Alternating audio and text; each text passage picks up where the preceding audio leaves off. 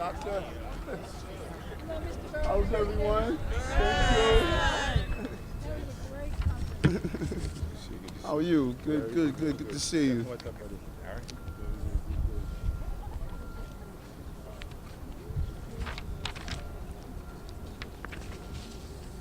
Yes, Doctor.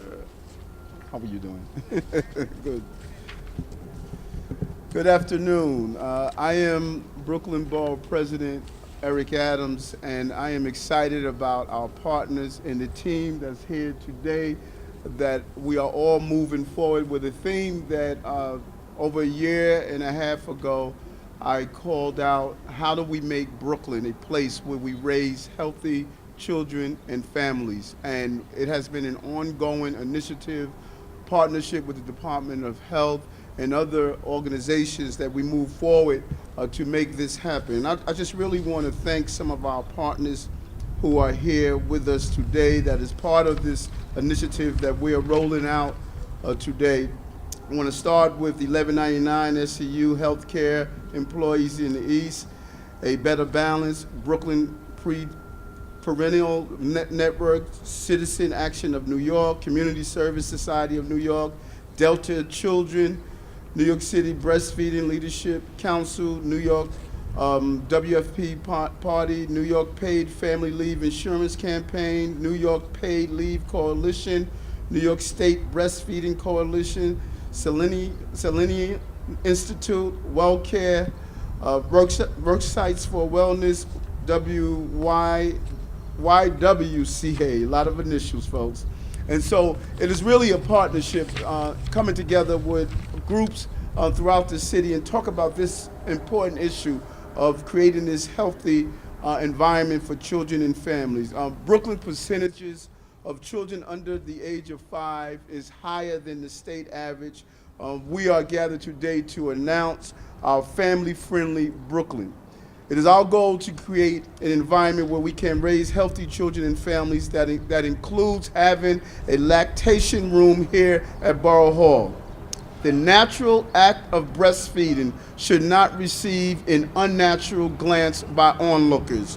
We are calling on all city and state governmental agencies to utilize their spaces and room and have a private space for parents to be able to breastfeed their children. Mothers must have this space. Yes, it's the law. We're clear that the law states that mothers must have a safe space and they're allowed to breastfeed in public, but the reality is that the everyday public has not caught up with the spirit and the energy of the law, and until they do so, mothers must have a place when they can carry out this very natural reaction of breastfeeding their children.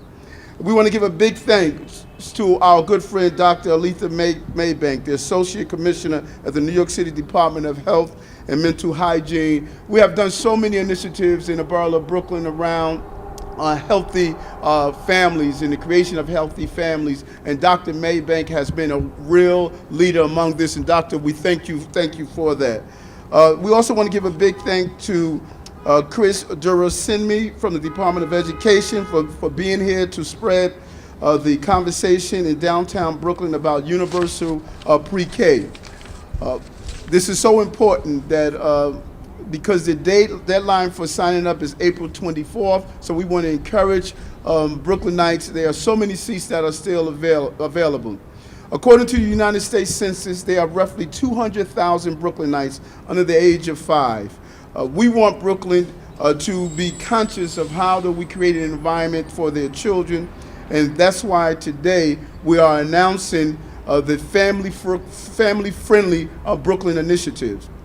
This initiative is a comprehensive platform to improve the wellness of our families with young children, and it's the foundation of Brooklyn's future.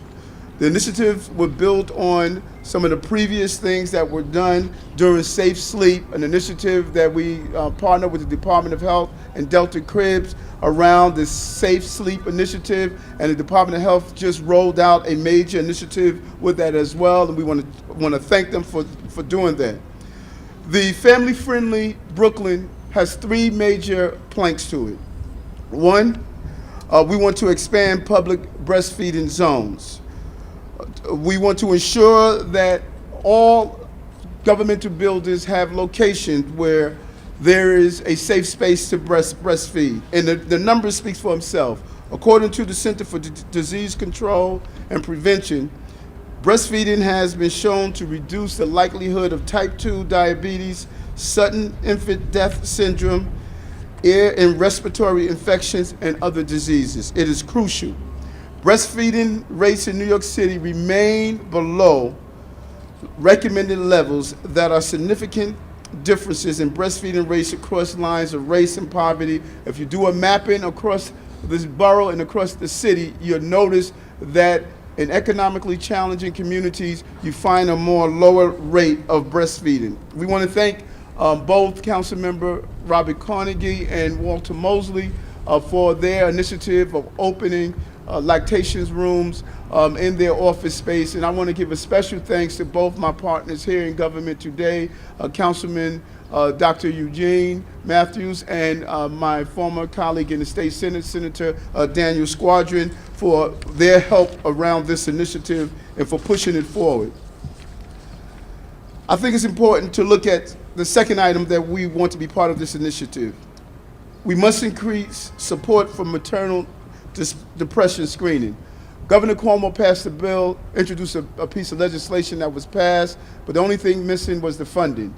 A good bill with no funding is a bad bill.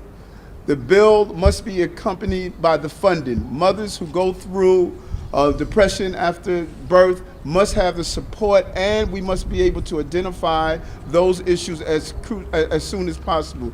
We cannot wait until the case becomes an ACS case before we determine that the mother was going through some form of depression after birth. And so we're looking forward to our state legislators to move this initiative forward. Third, we must pass a Family Leave Act in New York State. We can't be the last to realize the importance of a Family Leave Act. We must ensure that the Family Leave Act is passed where families can have the necessary child care leave that they deserve when they are experiencing child care leave. And so I want to call on my partners here in government who are part of this as we hear from our supporters and those who believe the importance of creating a healthy environment for our children and families. First, I want to call on Senator Daniel Squadron, the state senator that covers this area and an advocate for families in the state of Albany. Senator Squadron. Thank you. Thank you very much. I want to really thank the Borough President for his leadership on this, for having the event here in my district, but mostly for his leadership on this. You know, just yesterday morning, I was here at Borough Hall with the Borough President and a group of experts on early childhood development. And today we are here announcing this broad set of family-friendly policies. The focus on cradle to kindergarten is so critical and so often just doesn't happen in the public square. There is appropriately a lot of focus on public school, on college, on seniors, on adults, all of which is important. Too often, those kids and families at the beginning of their lives, those parents who are going through what for many is the hardest time of their life as well as the most inspiring, get ignored and lost in the public square. And the Borough President yesterday, today, all of the advocates here are making sure that does not happen. And for that I say thank you. More family-friendly policies mean fewer folks will have to choose between the care of a loved one, between the early days of parenthood, and their job. And that's good for caregivers, it's good for kids, and it's good for our economy. The choice that too many face to do what they know they have to do as a parent, as a caregiver, as a family member, or to continue working is an unacceptable choice. We should not be driving people out of the workforce because people are forced to take care of their loved ones. And that is why these are so important. We need paid family leave in New York State. We need flex work hours in New York State. We need to understand and support new parents and especially moms in those 9 months and in the first couple of years of their child's life. It is such a tough time, such an important time. We know what we have to do. Now it's time to do it. I look forward to working with all of my colleagues Borough President Adams, Councilmember Eugene, my district leader, Paige Bellenbaum, who has a powerful story on this, and all of the other colleagues and activists here today. Thank you so much. Thank you. Thank you, Dan. Thank you, Dan. And we want to also hear from our partner from Worksites for Wellness. They donated the hospital-grade breast pump for our new public lactation room. Marty Copeland. Marty here? He's going all the way up there. Thank you. Hi, I'll just say a few words. I want to thank the Borough President for this initiative. We're very excited. Worksites for Wellness has been working for almost 6 years now to increase the opportunities for working women to breastfeed, especially when they go back to work, when they want to not wean their kids, but express breast milk that they take home to the caregivers. And it's been a real challenge for women in New York to be able to do that. What's the richest country in the world? We are. How many countries in the world give leave to women, paid family leave to women? 4. What are the other 3 that do not, besides the United States? Swaziland, Papua New Guinea, and Liberia. And the United States does not give any paid family leave for breastfeeding women. We want to change that. You can see it's a great challenge, and we are so grateful to Borough President Adams for making this room available, not just for women who are nursing who come in off the street, for women who want to pump in this room in privacy. There'll be a hospital-grade pump that anybody can use, and we encourage you all to tell your friends if they're pregnant or postpartum, or just thinking of having kids, that this is the place, if they're in downtown Brooklyn, if they need a place to pump, or if they need a place to feed their child, if their child is with them, they'll have the privacy to do it and the equipment to do it. So thank you all, and we hope that it's a new day for Brooklyn and mothers and children. Thank you very much. You said that better. And one of our great partners, Rebecca Ben-Giat, Executive Director of Seleni Institute, and they have partnered with us on the maternal depression screening effort. Thank you so much. It's a pleasure. Thank you so much. And on behalf of the Seleni Institute, thank you, Borough President Adams, and really your incredible staff, for this opportunity for us to come together today in support of Brooklyn families. Seleni Institute is a nonprofit organization dedicated to the reproductive and maternal mental health of women. We believe that when women are supported, that they're best able to take care of themselves, of their children, and of their families. So because of the Borough President and this initiative, a really incredible thing just happened about an hour ago. We had 75 professionals from the community, from legal to wellness to the medical community, and we trained them in how to screen for perinatal mood and anxiety disorders. So that's 75 people who will now go back out into the community and support thousands of women and families. And this is really just the start of a partnership with Borough Hall. We have these trainings planned all over the borough. But that's not the incredible part. The incredible part is this unfunded bill has not received the attention it deserves until today, until we are screening and effectively talking to the community about what needs to happen. We're not going to get the message out. So today is the day where we're making that change, because we know that for women who are deciding to conceive or are pregnant or are parenting, these are really crisis points at which mental health concerns emerge. And if one is already at risk for a mental health issue, there's an even higher chance of experiencing a mood or anxiety disorder. And left untreated, these disorders can develop into chronic conditions for the mother and impair her child's cognitive and emotional development. So today we're saying that no woman should suffer in silence, and that not only are we able to support you, we're going to ask you how you're doing. And if you tell us you're not doing great, we know what to do. And this is the education that's happening in the community today. So thank you again, and know that your initiative is already doing real good for families. And the Seleni Institute is thrilled to be a partner today and to continue working with the borough to ensure a family-friendly Brooklyn. So thank you. Thank you very much.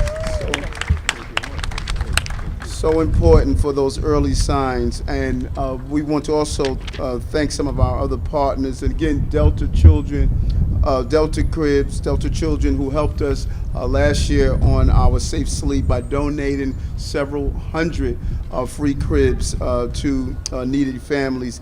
WellCare, they're partnering with us on the public lactation room and the Department of Health and Mental Hygiene for laying out the vision of breastfeeding empowerment zone. And so we also want to invite to the microphone just a real good friend for families around healthcare issues, Dr. Aletha Maybank. Good morning, everyone. I first want to really thank Borough President Adams for your leadership.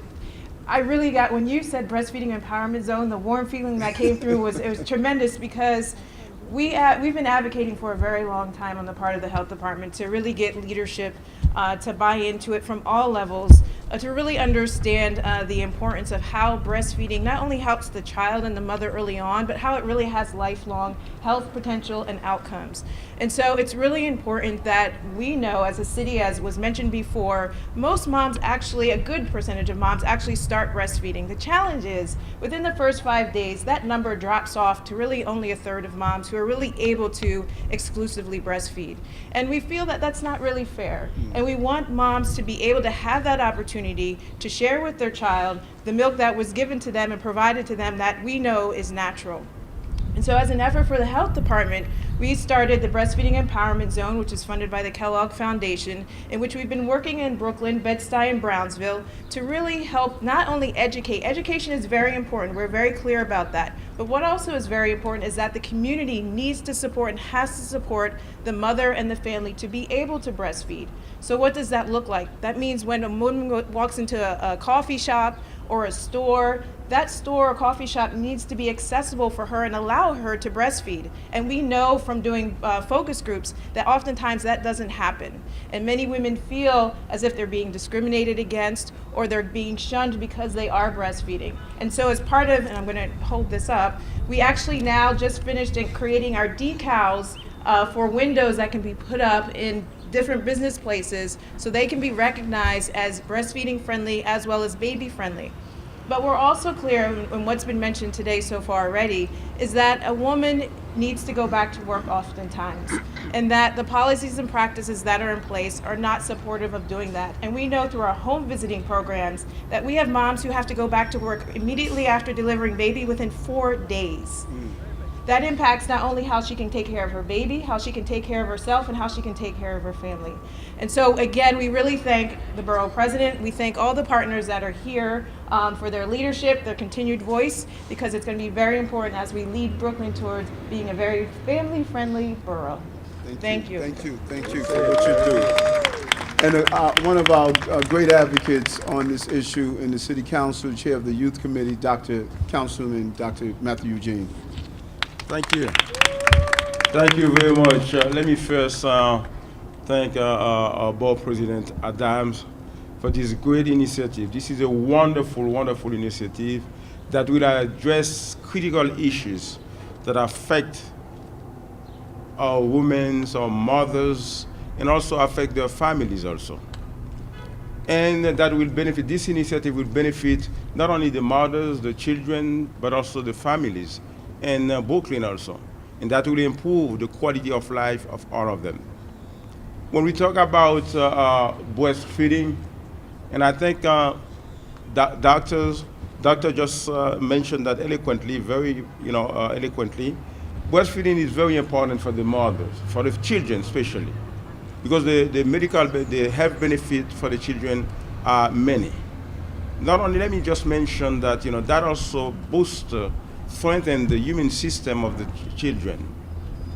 And also from the psychological point of view, the contact of the mother with the children, that make a very big difference also, even later on the life of the children. According to the statistic, the children that receive breastfeeding from the mother do better in life in many instances with respect to the postpartum depression. This is a very critical situation because pregnancy is a serious affair. and the hormones in the body changes. And that doesn't discriminate no one, regardless of your race, religion, your economical situation. This is a very serious situation, and we as a society, as a government, as Brooklynites, we have to provide to the mothers the assistance, the support that they need to overcome this very difficult moment. Postpartum depression affects not only the mothers, but also the fathers, the children. And I commend again Borough President Adams for addressing those issues. And also the mothers, after giving birth to the children, they got to spend some time with the children. They got to spend time in the family. We have to provide them with the resources that they need to do that, because they are taking care of our children, the children that will be elected officials, doctors, the leaders of tomorrow. And I commend all of you, all the partners, for being part of that. And I pledge today to open also my office for the breastfeeding. All right. All right? Thank you very much. God bless you. Thank you, thank you. And as stated, there were 3 pillars moving this initiative forward, and we want to make sure the last 2 speakers talk about those pillars. And the next speaker is Eric Williams from the Paid Family Leave Insurance Campaign.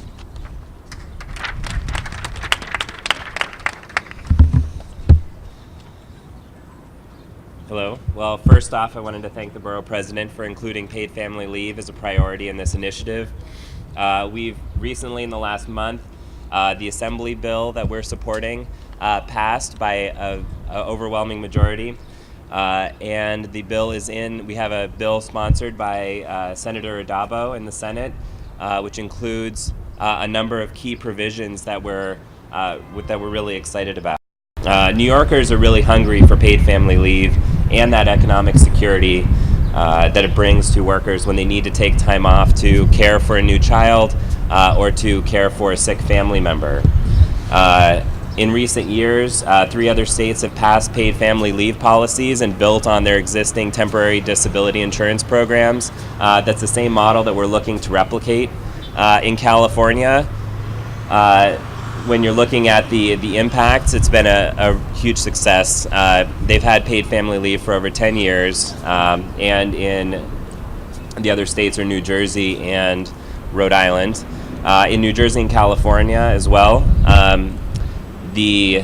almost 90% of businesses have said that there has been either a neutral or a positive impact on their business and their productivity. So that means that paid family leave is not only good for families of New York, but also good for the economic success of our state.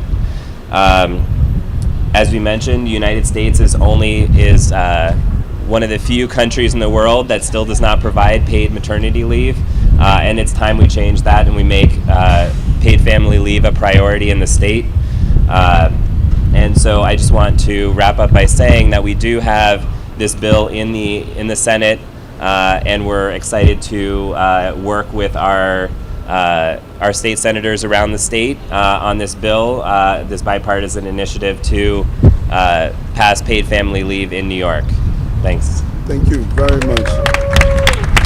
We want to close with a very powerful story around postpartum, but before doing that, we want to really just hear from our partner Martha Canberra from the YWCA, who has been really just an awesome partner on this initiative. Thank you.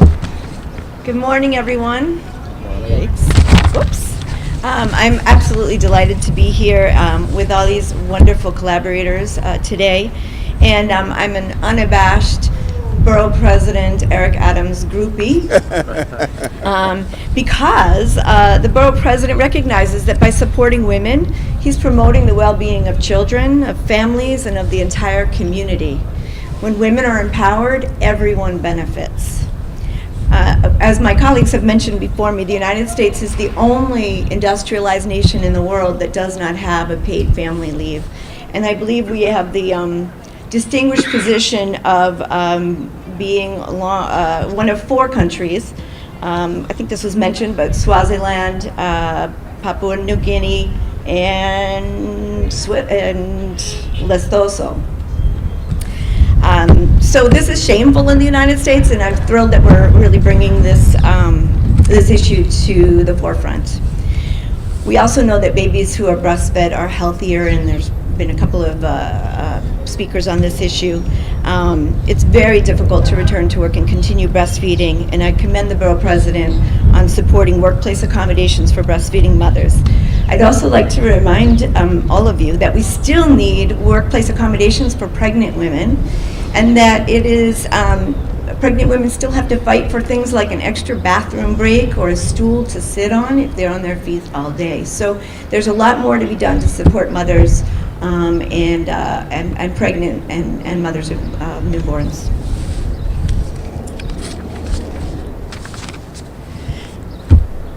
I'm not going to talk about postpartum depression because Paige is going to speak after me, and she has a really powerful story that I think is going to say it all. The educational series for parents is also wonderful news. It's the hardest job in the world and the only one that does not come with operating instructions. And I would be remiss if I didn't mention the importance of closing the wage pay gap for women. Tuesday was National Pay Equity Day, and I just wanted to remind everyone that women are still only earning 77 cents for every dollar that a man earns. That drops to 66 cents for African American women and 55 cents for Latinas. In New York State alone, 1 million households are headed either solely by single women or single women as co-breadwinners. And the pay equity gap in New York State costs the average woman $8,250 annually. This translates into more than a year's worth of groceries, health insurance, child care. As I mentioned, African American and Latinas suffer disproportionately. In New York alone, the loss of revenue due to pay inequality adds up to over $23 billion annually in New York State alone. I'd like to conclude by telling you a little bit about my own story. Almost 25 years ago, I moved to Brooklyn from the Caribbean with my baby daughter. I hadn't yet completed college. I had no job, no savings. I knew no one. I was extremely fortunate in that I found affordable, high-quality daycare for my daughter while I searched and eventually found work. Incidentally, that childcare was at the YWCA of Brooklyn. So here I am 25 years later. Later, my daughter attended PS 261 nearby. I was a single working mom, and I don't know how I would have survived without their free after-school program, where she received academic support and in a safe and nurturing environment. When I finally returned to college evenings, my daughter came with me, of course. And again, without Brooklyn College's free evening childcare program, I would not have been able to complete my undergraduate and graduate degree. My professional success is a direct result of family-friendly legislation and policies. Without such policies, I would not be here today. I would not have the success that I have. I would not be the CEO of the YWCA. So thank you all, and I love it that there's so many men in elected positions who are here today supporting this legislation. Thank you so much. Thank you. Thank you. As men, we all have one thing in common. We all have mommies, you know? And so I think that it was only fitting to conclude the press conference today with one of our district leaders, because this story impacts all of us. And I think Paige really has a very powerful story of why depression after childbirth is something that we must examine. We really must move as a country out of the dark ages of creating healthy environments to raise healthy children and families, and that's how we have a healthy society. So Paige, would you close us out with your story, please?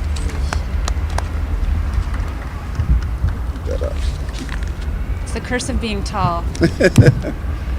I just want to give an enormous thank you to Borough President Adams for recognizing these three very critical issues that are pillars to healthy families in Brooklyn and really all over the world.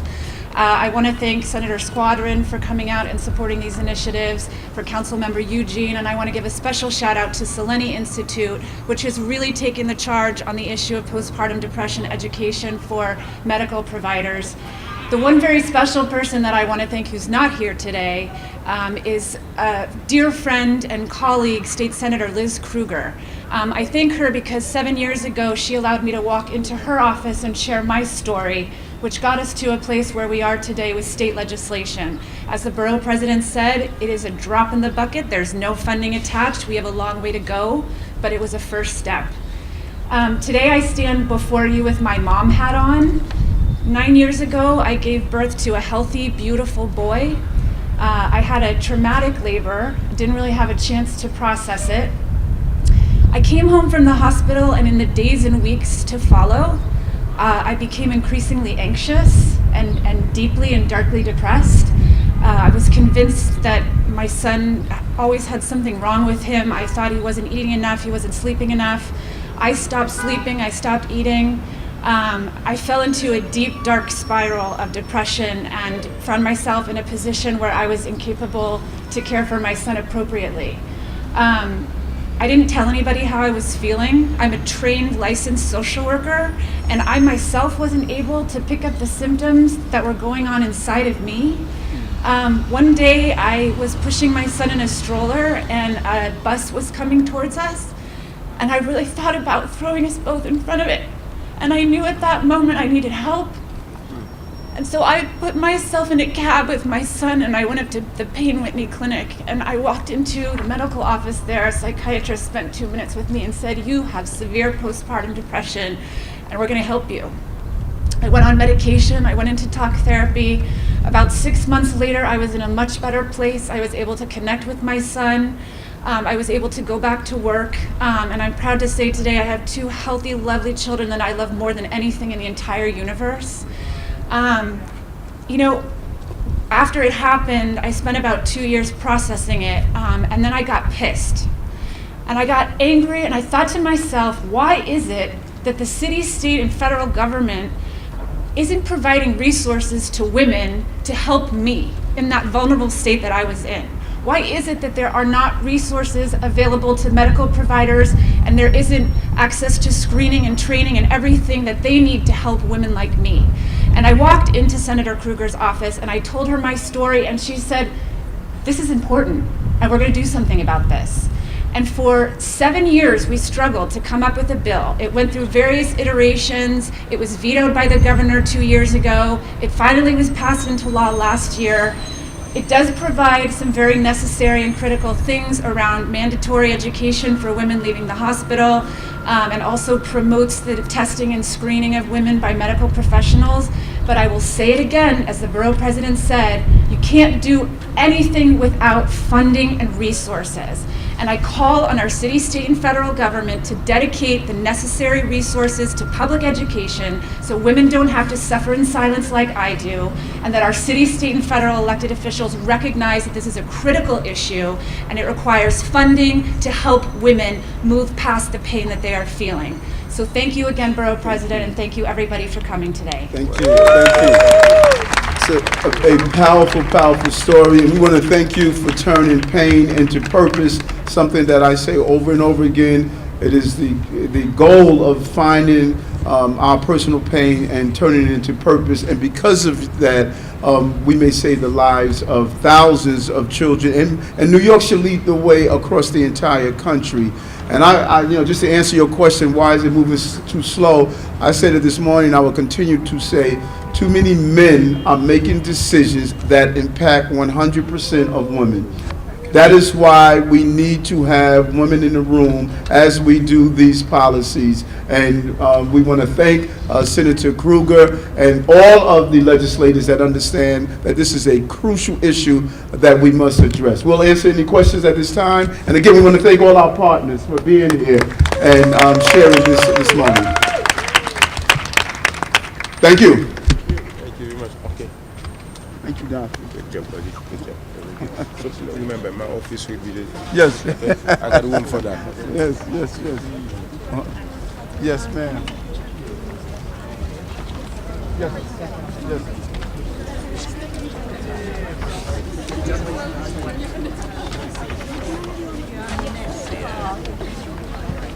Thank you.